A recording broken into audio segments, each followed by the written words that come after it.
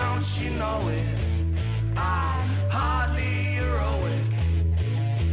Baby, let's roll it, 'cause I'm hardly heroic.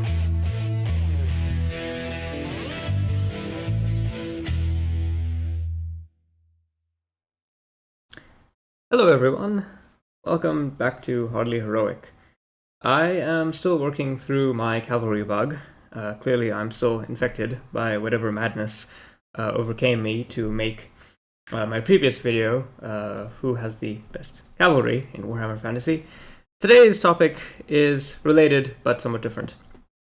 I'm specifically looking at missile cavalry in Warhammer Fantasy, which is a very interesting topic because when we think of Warhammer Fantasy, I don't think a lot of us think of missile cavalry as being very important. It is an important part of the game, and as we'll see, there can be a lot of nuance to determining who is actually the best. So, like the previous one, a couple of disclaimers out the way first. Firstly, I am going to be using more Mathhammer for the analysis, but that doesn't mean that it's 100% comprehensive. This is mostly my subjective opinion, and I do have some numbers to back them up, but again, I feel like you have to take the analysis with a grain of salt. I'm not trying to be 100% comprehensive. I don't really think you can be, at least in a reasonable time in Warhammer. This is just for fun. I thought it would be interesting to look at a very niche aspect of Warhammer Fantasy, which is the missile cavalry, which often is ignored in favor of the more glamorous or more heavy-hitting sort of melee cavalry that exists. Unlike the other video, which was basically based around combat simulations, this one is a more traditional Mathhammer analysis because I'm primarily focused on the missile aspect of the missile cavalry. So, to go again with another overview of the video, this is again going to be another informal podcast-style video. I'm going to talk about the analysis, give some lore details, tie everything together with some numbers, and so on and so forth. I'm also going to be giving an overview of Warhammer Fantasy Battles 8th Edition shooting procedures, because, again, the focus of this video is to look at the missile cavalry, emphasis on the word missile. So, as I said, I'm still working out the cavalry bug. Missile cavalry are very interesting to me in Warhammer because, generally speaking, when you tend to think of units, we tend to think of very melee-focused units. Warhammer is a game that is primarily won by melee, so the idea of cavalry that is ranged is a much more niche idea. And it's even more niche given the fact that not every faction will have cavalry. Therefore, not every faction will even have missile cavalry. There are some factions, as we'll see later, that have cavalry, but their utility as missile cavalry is very limited. So, in the real world, missile cavalry, specifically horse archers, were a very dominant force in pre-modern battles. Even in early modern battles, in places like Eastern Europe, horse archers were still quite relevant and quite useful in warfare that included, relatively large proportions of firearms. Once firearms come onto the scene and change military paradigms forever, missile cavalry evolves furthermore, going from carrying bows to carrying pistols and carbines, and eventually, all the way up to things like rifles. The ultimate evolution of cavalry is probably some kind of rifle-armed cavalry that you would have seen probably close to the end of the First World War, and arguably, debatably, into the Second World War. So the idea of ranged cavalry has been around for a very long time, especially in our own history, and as we know, Warhammer Fantasy is very much based on real-world history. Most of our horse archery traditions, however, tend to come from Asia and also parts of the Middle East, parts of the Near East. There are huge plains in that part of the world, and of course nomadic tribes. And as a result, lots of those parts of the world have strong, or at least had strong, horse archery traditions. Probably because they have a combination of archery traditions and horse domestication. Warhammer Fantasy, of course, largely focuses on the old world, which means that, for the most part, their Asia analog, places like Cathay and Nippon, are excluded. Of course, when the old world comes back, supposedly we will get rules for Cathay, so we'll have to see if they're actually included in any meaningful sense. But of course, in the real world, places like Japan and China were quite famous for their use of archery, and Japan in particular was famous for its use of mounted archery. You know, the samurai were, before they were associated with the sword or anything like that, they were mounted archers of superlative skill, it has to be said. So, you know, there are some interesting comparisons that we can make here with the existing missile cavalry units, and that is basically the point of this video. So, Warhammer Fantasy Battles is a largely melee-focused game. Unlike 40k, where ranged combat can be very decisive, and oftentimes, especially in more recent editions, ranged combat will decide the fight, where one player will be shot off the table by the other player because of the quantity or quality of their firearms, and lasers and other such weapons. Because Warhammer Fantasy takes place in a largely pre-modern setting, although there are some exceptions, most of the battles will be won by melee. There are, in fact, several armies in the game whose principal combat will involve melee, and there are some armies that don't have any melee, any ranged options at all. That being said, ranged attacks are still very deadly, and you shouldn't discount them just because they're not necessarily emphasized. And there are, of course, some armies were much more adept and deadly at range than others. You know, the three that come to mind are Dwarfs, Skaven, and Empire. Coincidentally, all three of those share access to black powder firearms, which I think that's a very interesting trait. Certainly, one can look at the fearsome reputation of dwarf artillery and shudder to have to actually imagine to walk into those guns. Of course, you know, Skaven and the Empire falling at some variable degree of reliability / wackiness for their own black powder weapons. So, missile cavalry are a unique niche, but they're still an interesting niche, and that's worth exploring. So, before I get into that, let me just talk briefly about shooting attacks and how they work.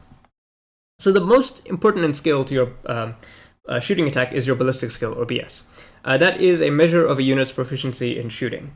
It's like all the other stats, it goes basically from 1 all the way up, past 6, even, to things like 10, and so on and so forth.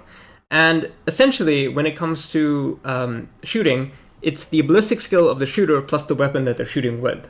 In melee combat, you might have something like the attack stat, which indicates the number of attacks that you can do with a melee weapon. But for ranged attacks, generally speaking, each ranged weapon can only do 1 shot per attack. The 3 characteristics that are important for ranged weapons are their strength, their range, and they might have some special rules that can modify their behavior. There is quite a diverse selection of ranged weapons in the game, as you'll see as we go through the list of cavalry that I've chosen for today. So it will be interesting to take a look at and see how the different types of weapons generally fare. So, the basic process for a shooting attack, which happens in the shooting phase, is a separate phase in Warhammer Fantasy, where all the shooting attacks are done. So you'll have to find a target within an eligible range of your weapon, and also line of sight. Now, because this is a rank and flank game, it's possible for some units, some models in your unit, to not have line of sight or range to the target that you're trying to shoot. In that case, those attacks might be wasted. But for our purposes, we're just going to assume that the target is in the open, and that it is within line of sight of the units that are shooting at it. Once you've chosen your eligible target, the next thing you need to do is determine your hit value. Your hit value is your basic ballistic skill, which will produce a value that you need to hit. And this can be modified by loads of factors, as we'll see later. You'll roll your hit dice, and then once you've done that, you'll resolve the hit in the same way that you do a melee attack, by converting all the hits to wounds, and then converting those wounds into unsaved wounds if your opponent is not able to pass an armor save or a ward save or something similar like that. Importantly, shooting can cause panic. So even though shooting attacks very rarely will completely wipe out an enemy unit, it is possible for a shooting attack to panic an enemy unit and cause them to run away. And that can be very important in a battle line because it means that one unit might be out of position, it might be unable to pursue its original objective because it ran away from the line that it was supposed to follow, and as a result, that unit can be safely removed from the battle. But of course, because Warhammer is the game that it is, and ballistic skill is generally speaking quite low, it's not going to be easy to find cases where it's quite easy to simply shoot a unit off the board by a single unit shooting at it. Oftentimes, in order to do that, you need to combine the fire of multiple different units, or in some cases war machines, in order to effectively disrupt or break the enemy at range. So here we have a table that just summarizes the shooting value that you need to hit something based on your ballistic skill. The worst possible ballistic skill is 1, which means you need a 6. But as you can see, it's possible for ballistic skills to go higher than 6. In this case, having a ballistic skill higher than 6, 7 or 8, one of those values, basically anything higher than 6, doesn't mean you automatically hit. In Warhammer, you can still fail your rolls to hit. So all that ballistic skill, that high ballistic skill means is that you can absorb negative penalties to your shooting without much issue. So for example, if you were ballistic skill 7 and you absorbed a couple of penalties, you would go from 0 needing to hit all the way to, say for example 2 or 3. And generally speaking, a very high ballistic skill is quite rare in the game. It's much more common to find very high weapon skills because there are lots of particularly powerful warriors, in like vampire armies or warriors of chaos armies or all sorts of armies. It's quite common to find relatively high weapon skills. High ballistic skills, on the other hand, are generally more reserved because Warhammer is, of course, a game of rank and flank. It is a game of mass combat. So the idea of a single individual character having an immense, almost historical, legendary kind of level of marksmanship is going to be much less common than it is that someone will be a good warrior. So it's something to keep in mind. Most of the ballistic skills that you'll see on this comparison and in the game in general are about 3, with some units, especially elves, having 4. Ballistic skill 5 is generally speaking not something you'll see on an actual unit, probably a hero. So let's work through an example shooting attack. Here we have a unit of high elf archers. There are 16 of them. They have a ballistic skill of 4, and they're armed with longbow, which is range 30, strength 3, and its special rule is volley fire. What the volley fire rule means is that you can shoot in additional ranks, because the archers in the back are shooting over the head of the archers in the front. And the basic way that would work is that half the number of models in the rank, rounding up, are allowed to fire after the first 2 ranks, because there is a special rule that allows ranged units to fire in 2 ranks. So you can fire from the 3rd rank, volley fire. So if you hypothetically had, say, for example, a high elf unit with 10 ranks of archers, then more archers from all the way in the back could fire. The high elves, of course, have a special rule that allows them to shoot an additional rank. So in high elf archer units, you can, generally speaking, shoot with the full first 3 ranks of a unit, which can, of course, produce a lot of firepower if you need it. So high elves will normally hit on a 4 because their ballistic on a 3+, because their ballistic skill is 4. Okay, so their target for today are the orc boys, and the orcs have a toughness of 4, 1 wound, light armor and a shield, so they have a 5+ armor save. In Warhammer, of course, as I mentioned last time, if you have a hand weapon and a shield, you're entitled to a 6+ ward save, which is called a parry save. You can't take the parry save against ranged attacks, however, because no matter how good you are with a sword, I think defeating or deflecting an arrow with a sword is just certainly a feat that is not possible for mortal men, least not of all initiative 2 orcs. So you don't get your parry save against ranged attacks. The high elves will hit on 4s because they are shooting at long range. Ideally, you want to shoot the orcs as soon as you can. They will wound on 5s because the bow is strength 3 and the orcs are toughness 4. And the orcs will get a 5+ armor save because the bow is strength 3 and there are no additional modifiers. Grant, that might seem like a lot of orcs would survive, but 16 attacks is nothing to sneeze at. Generally speaking, you can expect quite a lot of shots to come from high elf archer blocks. Okay, so that is our basic example. Shooting is much simpler than melee. For our purposes, we're not going to look at what happens after. We're simply just going to look at the amount of damage that's being caused by every unit. So there, like the previous case, there are a couple of rules. The unit has to count as cavalry for this comparison. So there are units that might be, say, monstrous cavalry, which are being excluded. And there are units in theory that are maybe more mobile firepower, but they don't have a mount or they count as cavalry, so they're also excluded. I'm going to try and stick to distinctive and iconic cavalry units. The unit must have a missile option. Even if the unit doesn't start with a missile option, it needs to have the ability to equip a missile weapon to count. And if your army does have any option at all, maybe you might have 1 or 2 choices.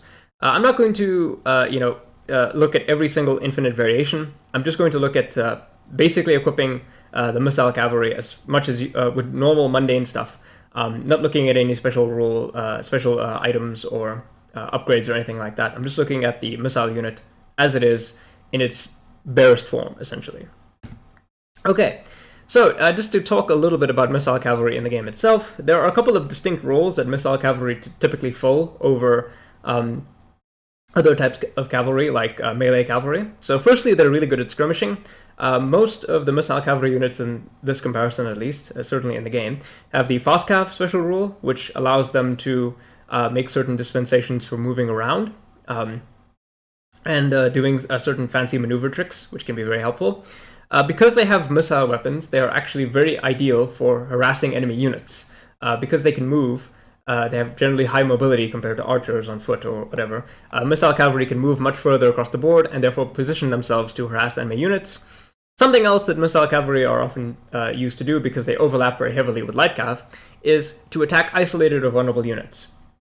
So in theory, if you shot at an enemy and soften them up, maybe you would want to charge into that enemy and try and finish them off. Other times, you can use the missile cavalry for attacking a vulnerable unit, such as a wizard who is by themselves, a very weak unit that might be easy to pick off, enemy skirmishers of the opposing side, and war machines, definitely. Attacking war machines is probably one of the main reasons why people will bring light cavalry and missile cavalry in general, because you want to be able to threaten the war machines who might otherwise shoot up your whole army. Finally, something that I've been known to do, and I know it's something that people can do, although I'm not sure if it's necessarily something that's on everybody's mind, is you want to be able to support the flanks of other units. Missile cavalry are quite nice because they are very mobile, so they can keep pace with pretty much every unit in the game, especially in your army.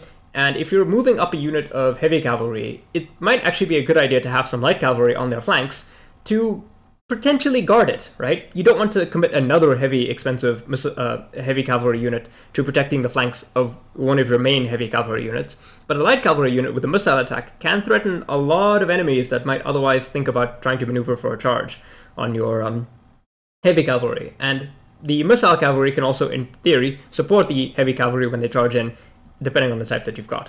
However, generally speaking, missile cavalry units are not intended to charge home unless absolutely required. They don't have the durability of their heavy cavalry cousins, and they don't have the numbers of infantry. So if you're charging them into an enemy unit, you've got to be really certain that that unit will break with that charge, because the missile cavalry are often quite expensive because they have missile attacks on top of their cavalry profile, and so you would throw them away by charging them, into a full frontal attack on an enemy unit. And, again, it's because they have low staying power and generally low armor. So primarily, the comparison that I'm going to be making today will be to assess them as mobile firepower, and to look at the various different ways in which you can use them in that regard. So, I think starting with our first unit for today, we're looking at the Beastmen Centigors. Beastmen are a mutated animal race. Some people argue that they were animals turned into men-like shapes, and some people argue they were men who were degenerated into animal-like shapes. The origin of the Beastmen is hotly debated and also probably lost to time. But Centigors are very raucous, rowdy, untamed centaurs that typically form cavalry contingents within Beastmen armies. As I discussed in my previous video, Centigors are a pretty okay cavalry unit. They can hit decently hard on a charge, but they lack for durability. So, in a lot of ways, they are actually quite a good light cavalry unit, because they don't have a lot of durability. They can hit quite heavily on the charge. Certainly, with some of their special rules, they can hit quite hard. In terms of their melee options, ranged options, we have throwing axes. Throwing axes are, in my mind, a very classic chaos weapon, because oftentimes chaos armies will have very little in the way of any ranged attack. So the idea that they will just throw axes is both hilarious to me and also, thematically appropriate. So they have these throwing axes, which are very short ranged, which is 6 inches. To put that into context, that's pretty much the movement range of a cavalry unit. That's not a very long distance at all. This unit, I think, just based on its configuration, is probably intended to be skirmishing around the enemy lines, and you use your ranged attack very situationally. You want to soften a target up before a charge, or potentially you want to use it to do a little bit of damage before somebody charges you. It's not meant to be your primary ranged option. These Centigors are not, for example, a kind of light cavalry of their own, almost like a perfect Scythian warrior, a centaur version of that, but that's not what's happening here. Moving on to Bretonnia, mounted yeomen are an elite, quote-unquote, elite type of peasantry. What differentiates them from the regular peasantry is that they are trusted enough by the nobles to be allowed to ride horses. Yes, you heard me right. They are trusted enough that they're allowed to ride horses. Not the war horses, mind, draft horses. And sometimes, of course, ponies. These are not the thoroughbred, heavy war horses that the Bretonnians use. They're much lighter. And as a result, the mounted yeomen tend to serve as more mobile light cavalry. In fact, in an army that is pretty much entirely heavy cavalry, they are your only light cavalry choice. And they also tend to be relatively lightly armed. They have spears and usually bows. I think you can give them shields as well. You could use them in theory in a pinch for a charge, but they really are more suited for harassing the enemy on scouting. In the lore, mounted yeomen are traditionally used as a scout force for the main Bretonnian army. So scouting is viewed as dishonorable by a lot of Bretonnians, even though of course it would be incredibly vital for any army to know where the enemy is. So they send out the yeomen, who will find the enemy, report back to their knights, and in exchange for this potentially dangerous and very unglamorous job, the mounted yeomen are definitely an elite within Bretonnian society, or at least within Bretonnian peasantry, right?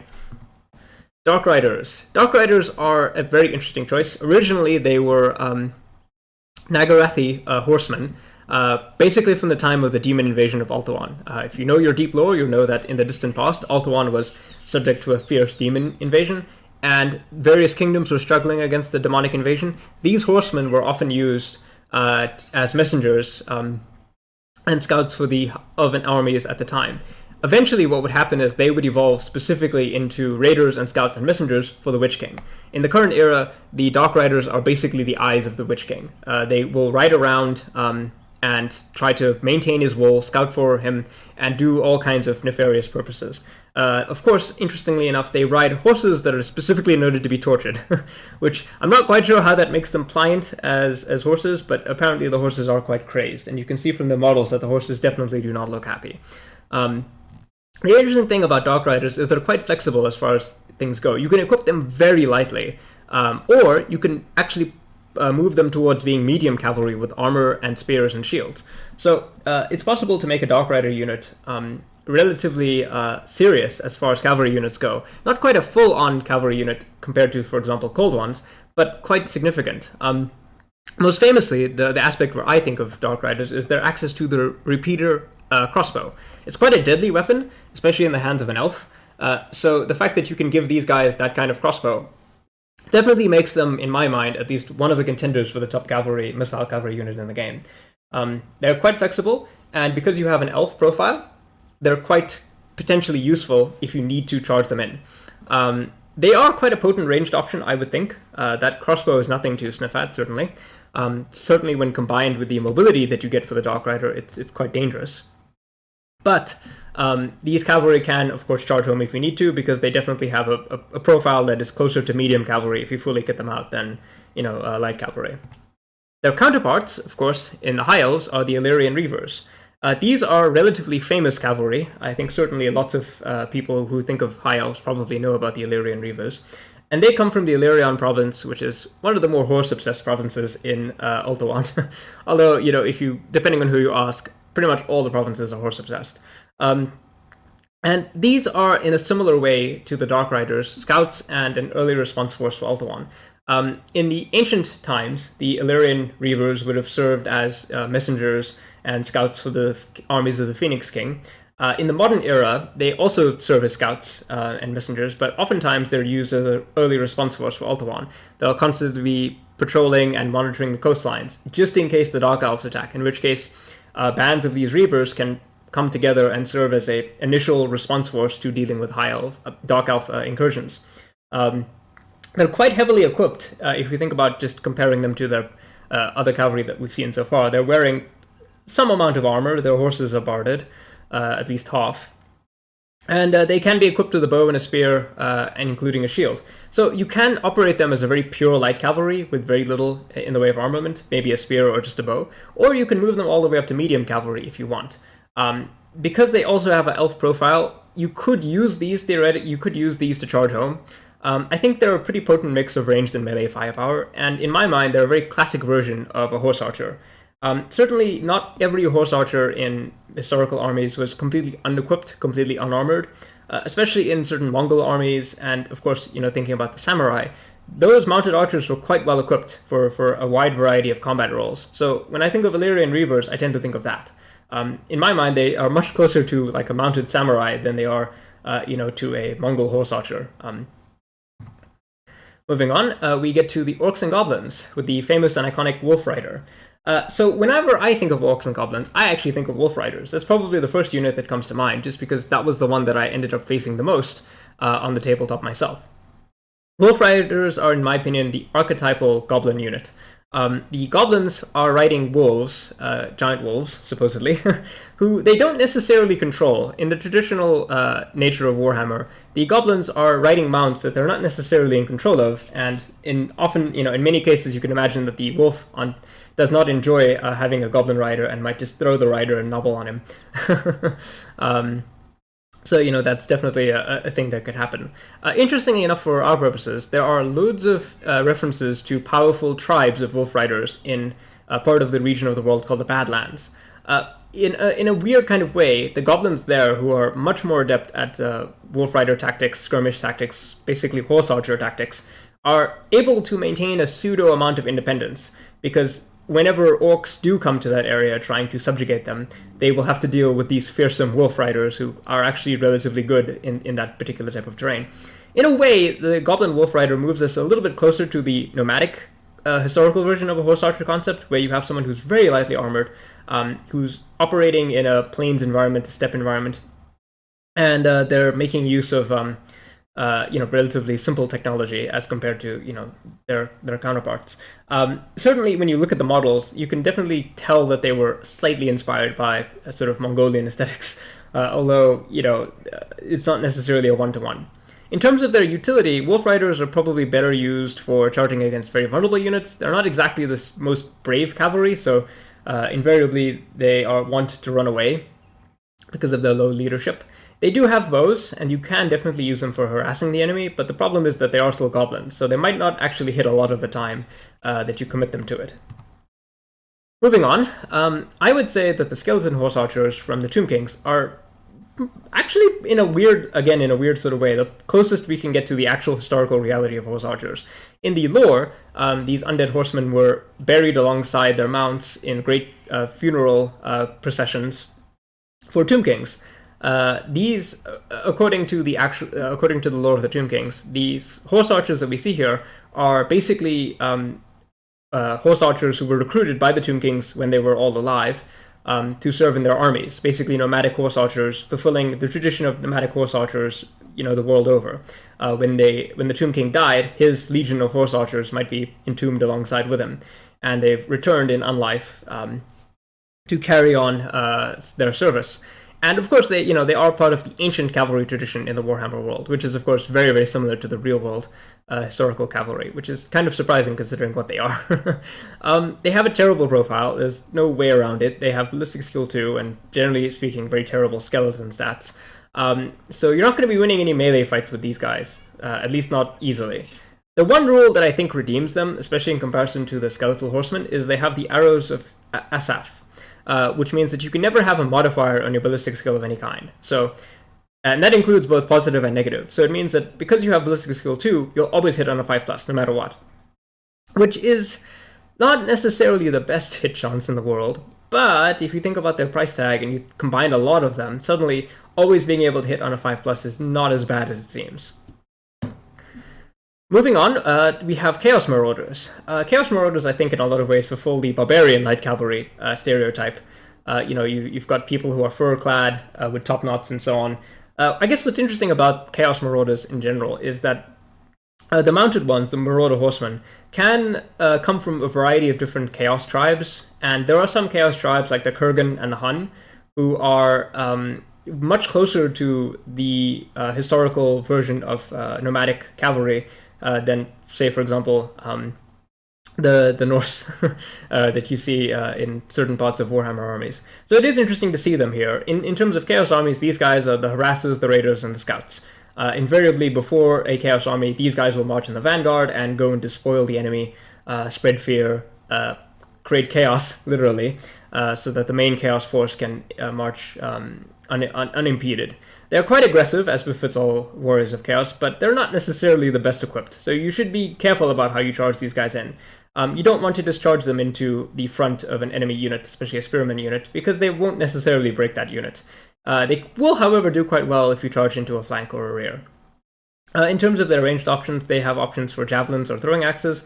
I've chosen the javelin configuration here just because we already have a unit with throwing axes, but also whenever I've faced Marauder Horsemen, they've always had javelins. I think it's just because they have a higher range than the axes, and I think that's that's a decent option.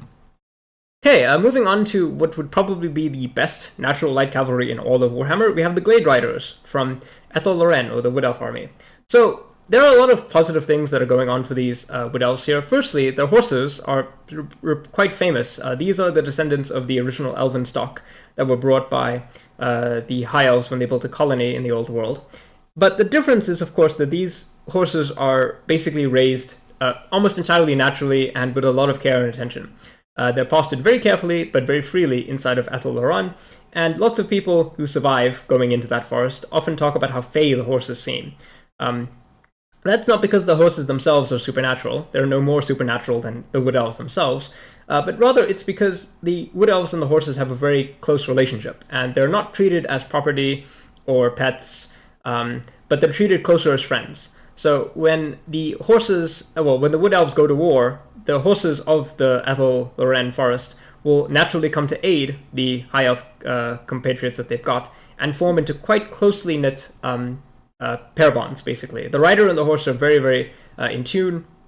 They're very much in sync with each other, and so they form a very formidable riding unit. Certainly, it would take a lot of skill to ride through a forest at any speed, and the Wood Elves are reputedly known to do this quite often, almost making it seem like miraculous in comparison to the more clumsy horsemanship of other races.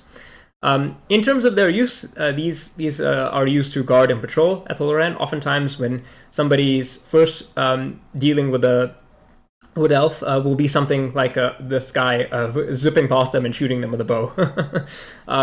It's quite a potent combination. You've got one of the best archer units in the game, combined with basically a good quality horse. They have really great longbows that have armor piercing, and of course they have the option for magical arrows, which is definitely something to think about. That will add to their abilities definitely in a lot of ways. Finally, we have the Empire. And the Empire is the only faction on this game to have 2 submissions to the Missile Cavalry unit list, because they have 2 very distinct Missile Cavalry units. If the Empire had 2 types of horse archers, say a weak horse archer and an elite horse archer, I would have only picked the elite one.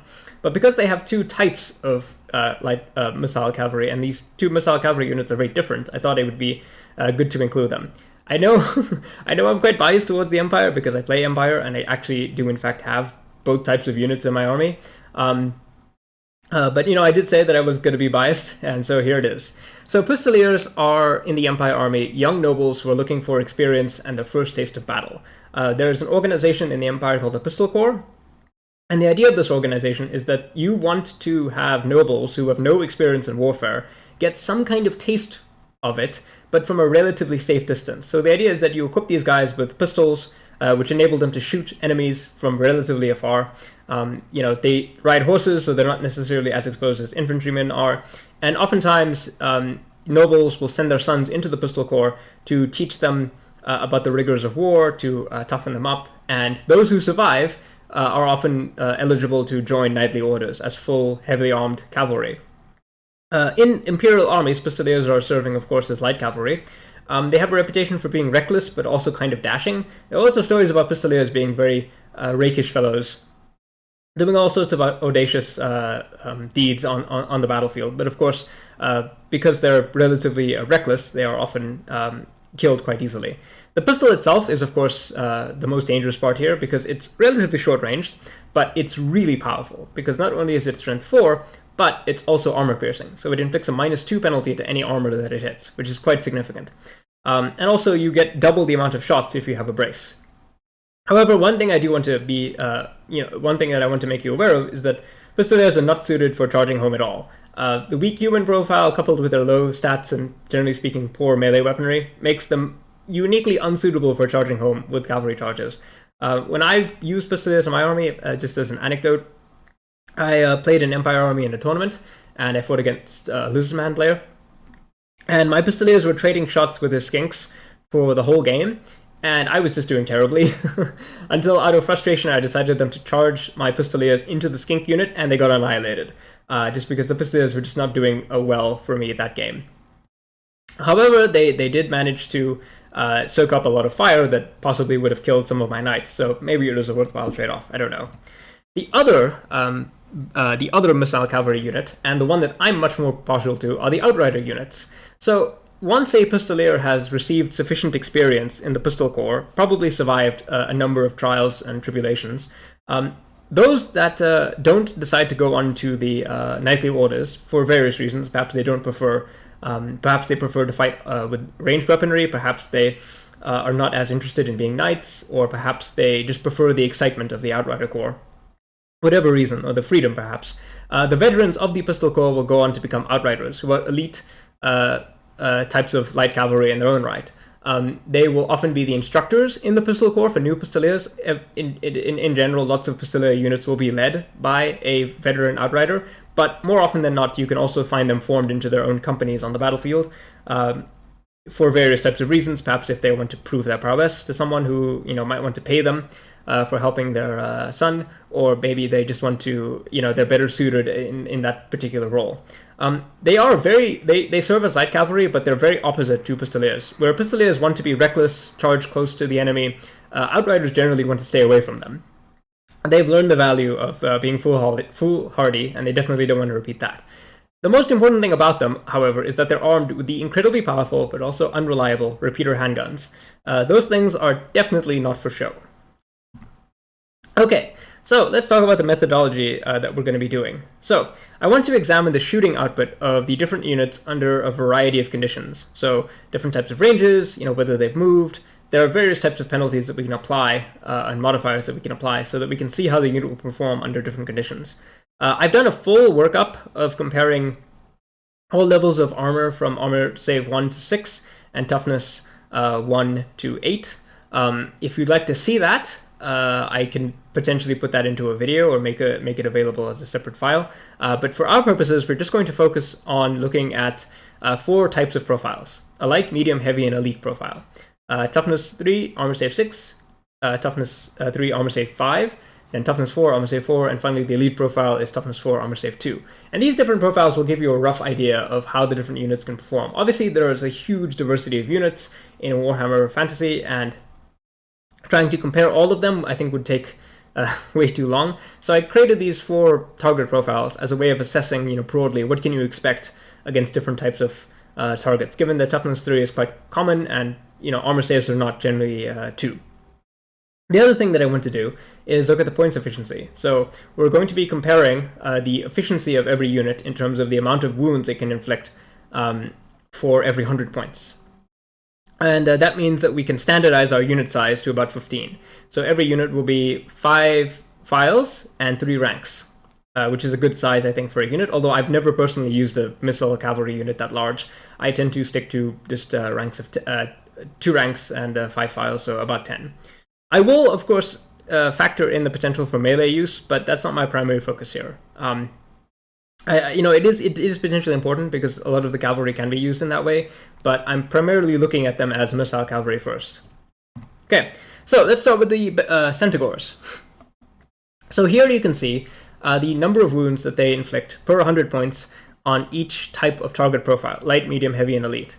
Our throwing axe, which is 6 inches, is really, really not very long ranged, so these guys have to be very close to the target that they're actually trying to hit.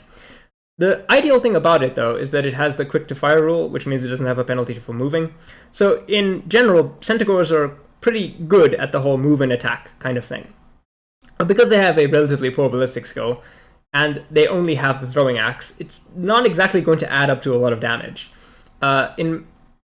In terms of the analysis, really, it's situationally useful. Like, you can count on it to maybe inflict a couple of additional wounds on a target, either before you want to charge it or if you're being charged yourself, but you can never reliably expect a lot of damage output from these guys.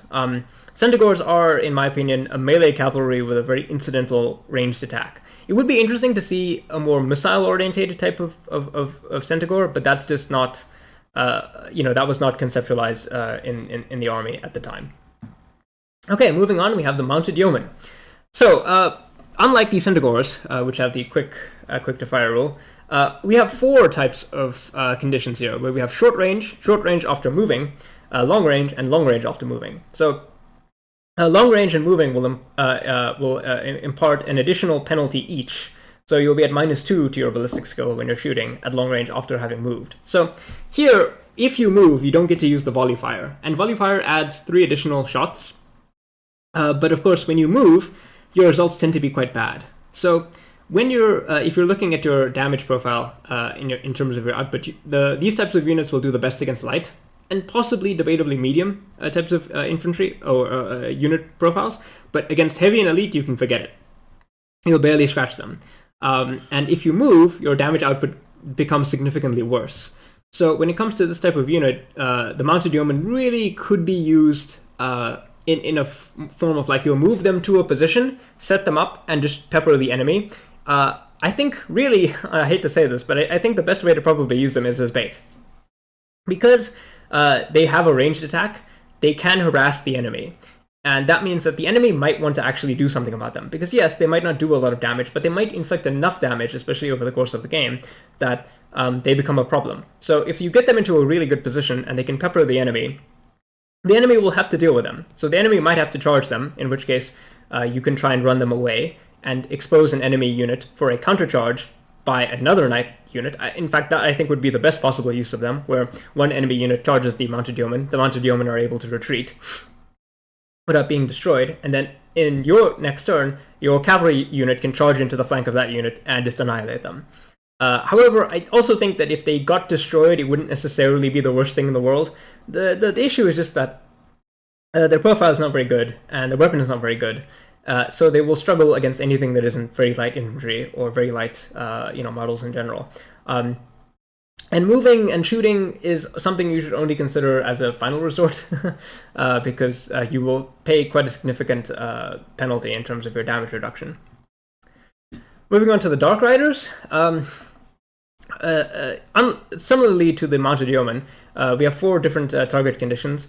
In the analysis that I did, I found that the moving part of that aspect, the movement penalty was just very, very severe. So I've only considered it short range and long range, but with multi-shot for either attack. Just because moving and trying to multi-shot and just moving in general brought down their damage output by quite a bit. So my advice, I guess, in terms of this analysis, again, I'm not a Dark Elf player, so I could be wrong, but my advice is generally not to move them in fire, not to just constantly be skirting them around, unless you absolutely just want to annoy the enemy. If you're looking to actually deal damage with these guys, they can output a lot of damage if they're standing still. And multi-shooting, right? Multi-shooting definitely significantly improves the amount of damage that they can do, especially to light or medium infantry, or just medium units in general. They have quite a powerful ranged attack, and certainly because it's a crossbow attack, it's not as insufficient to say a bow attack. However, you do have to be careful with that attack, because the enemy will want to definitely deal with them, and that means they potentially will be shot at or charged at themselves. But again, as I mentioned when I did the unit profile, this is a very effective medium cavalry unit. I would argue that in a lot of ways this is your ideal medium cavalry unit, because they can deal a lot of range damage, and if you need them to, they can still fight in melee. Yes, they will struggle against the elite, sort of the heavy hitters of the enemy army, but these guys can definitely charge into light infantry or enemy light cavalry, and you have a decent chance of sweeping them off the field.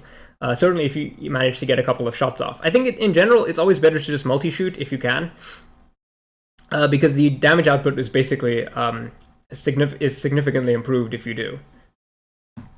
Moving on to their counterparts, the Ellyrian Reavers. So the Reavers are interesting because they don't have the kind of crossbow attack that the opponents do. Because they are high elves, they do get to make 15 attacks, which is a lot, but it's not as much as the multi-shots with the dark elves. Again, we have 4 different conditions, except instead of having a multi-shot, we've got the moved. If you move, you don't get to do your volley attack, which is unfortunate, but because they're high elves, they get to make 15 attacks anyway, because they can always shoot in 3 ranks. Your move is a minor step down in damage, and the bow is weaker, especially for heavier types of units. So when it comes to your use for the Ellyrian Reavers, you will definitely get the most use out of them shooting at light and medium targets. However, that being said, I still think that the actual utility of the unit does extend beyond just doing damage, right? Because this is like the Dark Rider, quite an effective unit, and you can spec these guys out as effective medium cavalry, you shouldn't be afraid to charge home with them. If you find a particular good target that you can soften up with a shooting attack, I think it's a good idea to have these guys available for charging into them. So you can save your more elite cavalry units for charging something that will need the heavier power to actually get through. These guys would definitely outclass a lot of war machines and stuff like that. They have always strikes first, which is definitely useful, similarly to the Dark Elves. So they're not as fragile as other types of cavalry units. So they are definitely closer to being a very effective type of medium cavalry, just in general. But because they have bows, and bows are weaker than, say, for example, crossbows, they don't do as much damage as you'd like them to, or I would like them to. Okay, now we get to the Wolf Rider. So the Wolf Rider is an interesting case because on paper the stats are actually quite terrible. You've got a goblin profile with a short bow. However, that being said, because the unit is so cheap, the point efficiency is actually relatively high, right? If you compare the points efficiency of this unit to, say, for example, the Ellyrian Reavers, they have a relatively high points efficiency because they don't cost that much. So you can actually field quite large blocks of these guys, and they should be able to do at least something against light and medium profile targets. I would not use these against anything heavier than a medium profile. Certainly you would start to struggle a lot, and the return on your investment would become minimal. But in a large enough group, they would definitely be effective. And if you combine these with other types of units, like, for example, Boar Cavalry, I think you'd have a very effective mobile force on your hand. But yeah, their stats are buffeted by the fact that they have a very high points efficiency because they don't cost that much. Which again, is a classic thing about Orcs and Goblins. They don't cost a lot, they're not that great, but you can bring a lot of them. Okay, so as you might remember if you watched my previous video, the Skeletal Horsemen were one of the most abysmal units, and unfortunately the trend is repeated here. Again, the Tomb King Codex was very old and not updated, so they really struggled. Here, even though they have the Arrows of Asaph, it doesn't really save them because they have terrible shooting still and a weak bow. They have okay efficiency, but they're just a victim of the bad army book. You don't want to charge these guys in unless it's like a war machine or something incredibly weak, something that's like going to be beaten possibly just with the volume of attacks as opposed to anything else. And yeah, I would struggle to really find a lot of use for these guys, especially because in a Tomb King's army you can just get foot archers, and I feel like you'd get more out of the foot archers than these guys, because a lot of the value that you might want to have out of a cavalry unit, a light cavalry unit, you just won't be able to get them here. They don't do a lot of damage at ranged. You couldn't use them to charge in melee. They're relatively mobile, but they're undead, so it's not exactly as if they're going to be zipping around the battlefield. So it is really just unfortunate for them. Okay, moving on to the Marauders. Yeah, so the Marauders are interesting because they do actually okay against light, medium, and actually even heavy profiles to some extent, but at short range, of course. Then again, they have a relatively short range with their javelins, so you've got to think about that. Strength 4 is nothing to sneeze at, but these guys are still definitely in the camp of being melee cavalry with a ranged option, as opposed to true missile cavalry or medium cavalry in general. I think you want to, a 6-inch range for a short-range attack is not a lot of distance, so you do want to just have these guys maybe keep that weapon around just in case they need to throw it, but, in general, you can use these as charging home, but just not, you want to obviously charge them into the flank. They're not like the high-up Ellyrian Reavers or the Dark Riders, who are much more of an effective medium cavalry in general, as opposed to these guys, who are just like the Centigors, and I guess a theme which is common for all Chaos is they're more melee cavalry that have a ranged option, as opposed to missile cavalry that can essentially be a medium cavalry. Alright, so the Glade Riders are very interesting. So they have armor piercing on their bows, which helps a lot, and they have very long range too, as well. They have range of 30, which is very, very high. And because of that, I think you want to keep them at range. I think you do want to keep them at range, shooting at the enemy target without moving. Because when you move, you do lose a lot of your damage output, right? They do have a lot of speed, so I think it would be a good idea to think of these guys as shoot and scoot cavalry, where you want to put them into a good position, leave them there, have them shoot at the enemy, and then if they become threatened, or if the position that they're holding becomes untenable, you move them out of the way. If you pick your targets carefully, you can do quite a lot of damage, especially to light and medium targets. But you know, just I think the problem is their lack of strength. They do have armor piercing, which does obviously help against armor, but their lack of strength means that they will struggle against targets that are relatively tough. But you can put out a lot of volume of attacks, and you have a relatively high range as well. So I think it's best to use it in that way. Now, again, I wanted to mention that they do have magic arrows, and the magic arrows can substantially change the types of attacks that the unit can do. If you're interested, I can do a separate video just talking about the different types of magic arrows and comparing them using sort of a similar methodology to what I'm doing here. Let me know in the comments if you'd like that. It added a bit more complexity than what I was willing to do for this video. To talk about all the different magical arrows and how they influence or change things. Okay, so finally we get to our second last unit for today, the Pistoliers, and instantly you should be able to see that they don't really differentiate between light and medium infantry, or medium targets in general, because the pistol is strength 4 and armor piercing. So any target that it hits does not have an armor save. So at that point, a light profile and a medium profile become the same in this particular example. And they do quite well against the heavy and even the elite, because the pistol is just a very effective weapon. It's very short range, so that means that pistoliers are always in danger, but it can pack quite a punch. The other facet to look at here is just that you should generally multi-shot if you have the option. You shouldn't try and bank on a better shot. The damage output is always better to just use a multi-shot than it is to try and get a potentially higher hit value by not multi-shotting. Because by multi-shotting, you apply -1 to your hit value, but you get double the amount of shots. So according to our results here, it's always better to you'll do more damage if you multi-shot, even at long range, than if you try. But then again, at long range, multi-shotting, you're basically hitting on 6s. So even then, I still think it's probably worth it to roll those dice, but you never know. The reason why I think they do so well is because they have volume of fire and a good weapon, and that makes up for their terrible accuracy. If these guys had better accuracy, they'd be much, much deadlier. But the other thing to consider about these guys is you absolutely have to keep them away from melee. I cannot stress enough just how bad they are in melee. They will get torn to shreds because they have a basic human profile and a hand weapon. It really is something that you've got to keep them away from. You've got to keep them away from melee. Well, what I tend to see is that if you've got a cavalry unit that is more ideal for like medium cavalry, kind of like shooting and charging, they will have access to a spear, which is just a better weapon than a sword if you are going to be doing a cavalry charge. And our final unit for today are the Outriders. The Outriders are super, super good. Just from the stats, you can see that they do a lot of damage per point. They do a lot of damage, and that's because each Outrider outputs 3 strength 4 armor-piercing shots with his handgun. It's basically the best ranged weapon in this comparison, at least. Certainly, someone could make an argument for the best ranged weapon in the game. Even though they would never use it, one can imagine how deadly the Wood Elf Glade Riders would be if they had access to a repeater handgun.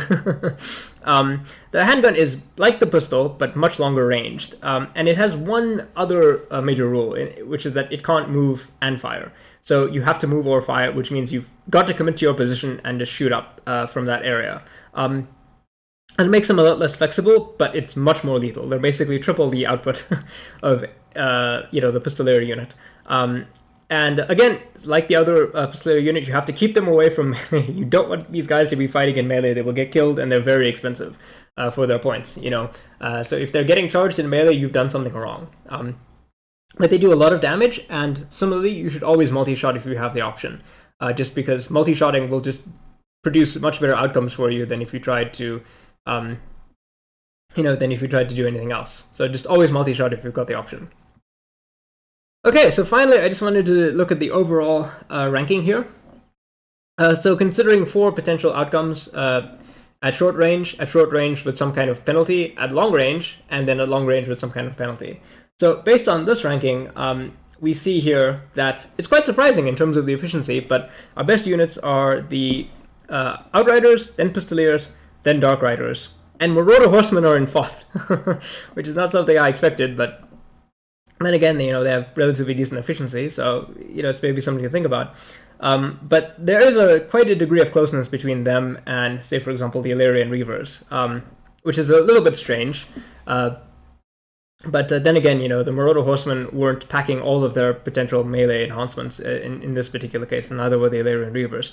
I would generally think I would argue that the Ellyrian Reavers are just better in general as cavalry, as a medium cavalry, as a missile cavalry. But in terms of their points efficiency, maybe the cost could be adjusted. Our worst performing units are Centigors, Skeletal Horse Archers, and the Mounted Yeomen, who just managed to beat out the poor Skeletons for the 8th place.